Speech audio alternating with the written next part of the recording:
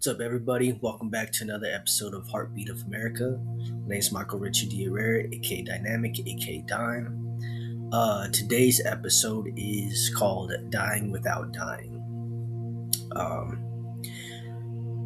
You can die without dying, and I'm not talking about acting or faking your death, although that can be done. I'm talking about an energy and consciousness shift. A shedding of oneself, if you will. It is very hard, very unsettling, and can be very uncomfortable at first because you have to break free from the traumas and fears that weigh over your thoughts and physical being. It's a form of meditation, but you sit with a mirror and subconsciously, without speaking, fight yourself that lets those traumas and fears live and embody you and hold you down. Like I said, it could be very uncomfortable and unsettling and hard. But the body is a temple and it holds and broadcasts energy flow. Just like people could manipulate people, you can manipulate yourself into a better energy flow, per se. It's sad that people get manipulated and this type of information is used in a negative form, of bringing awareness and being able to protect oneself's energy could help eliminate those type of entities and people in the world. An individual can do anything, especially when you're in tune with yourself. Can't is a weight that holds a mindset to impossibility. And those impossibilities can form by teachings, outside noise, or self manipulation that isn't constructively formed in a positive manner. By soul staring into yourself, you see into a world others can't see or feel. And this is kind of on the topic of losing oneself. When you begin this type of ritual,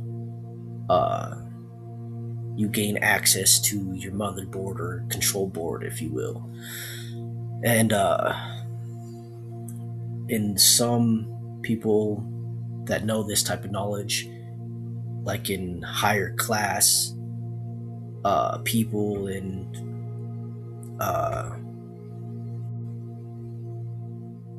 governments or companies or whatever you want to say, they've had access to these type of knowledges and they understand the body and the energy field, like I've said before.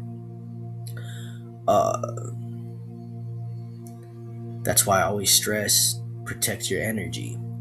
But you can literally conquer yourself and evolve. People are just conditioned to a point of breaking, giving up on self by others or sadly by themselves. And a big part of soul staring is erasing, which is the hardest part, because time is really great at bringing up the past and things in the past, such as objects, places, people, whatever it may be, has a neurological link to traumas, even happiness. But some of those links keep you stuck in those low frequencies and mindsets. This concept is kind of like the memory gun in Gravity Falls, or the neuralizer in Men in Black. but in real time. Once you can train your brain in such ways, uh, then you've won, per se. And really can't or will not have anybody bring you down. You're more fine-tuned, structurally fit, strong, independent individual, and you're able to do so. And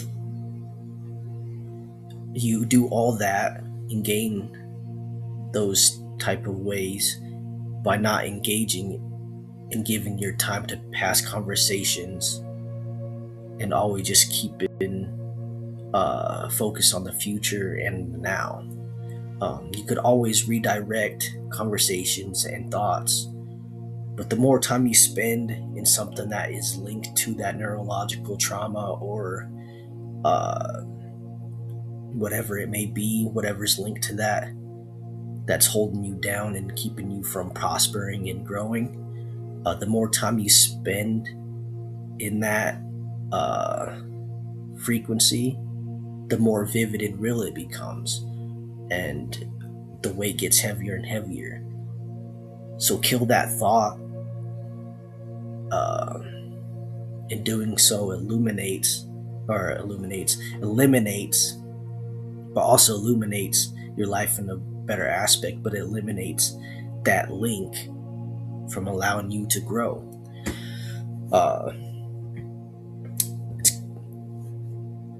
That's why it's called dying without dying. You literally kill yourself, a version of yourself that most are still manifested in and living, but that you exists no more. That you only may exist in other people's eyes, but if you allow them to understand, like, yo, evolve, I'm not there no more, that person of me is dead. Hopefully they understand. If they don't, then I don't personally believe that they deserve your time or energy, because why would they want you to be such in a low state and vibration? Also, in soul staring, if you imagine you taking yourself out of that physical thought and view of it, it could help create your mind to see that scenario just as a scenario, instead of an individual actually living through a trauma or that trauma. It's kind of like a placebo effect, but it takes a great deal of concentration. But when successful, it leads to happier outlooks in physical life. And in that third person perspective meditation, you're viewing it as that trauma or whatever it may be weighing you down. You're viewing that as it happening but not happening to you. I understand in those scenarios it's hard to do that, but if you could get yourself to stay calm and focused, it can be done. Like I said, it is very hard and can be very unsettling and uncomfortable thing to do, but it's literally a way to move past realms that self is stuck in, dying without dying. But yeah, so stay vibrantly savage, protect your energy, like I always say. I can't stress that enough. I feel the mass population sadness a lot of the times, and I understand it because of the work, studies, and things that I'm in. That's why they always say energy never dies, it just transfers. Um,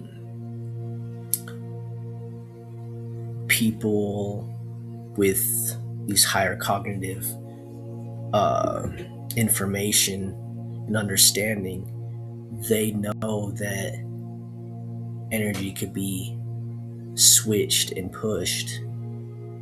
Uh, so always stay in tune with yourself.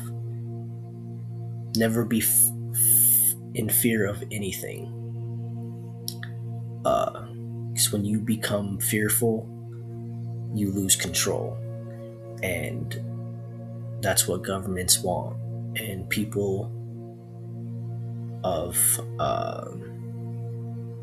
wrong power seek to look for.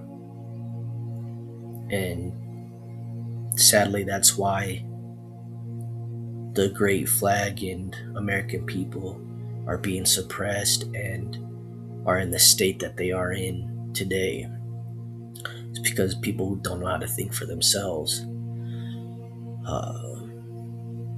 And it's sad to see, because you're all beautiful individuals. You all are great in every aspect of yourselves. And the world needs each and every one of you in whatever you do and love to do.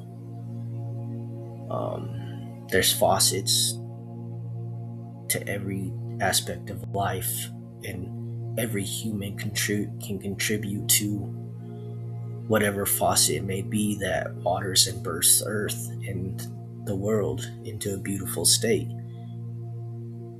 But everything is just crazy.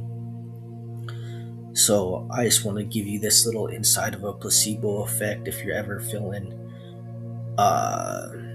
not yourself, or you don't understand the concept of life or what you're doing or the meaning, there's because there's something attached to you that's making you feel that way. I promise you, there's a reason why you're here. So never feel like that, please, people. Never put yourself through that. We just gotta get you to a place of where you're comfortable in your own skin.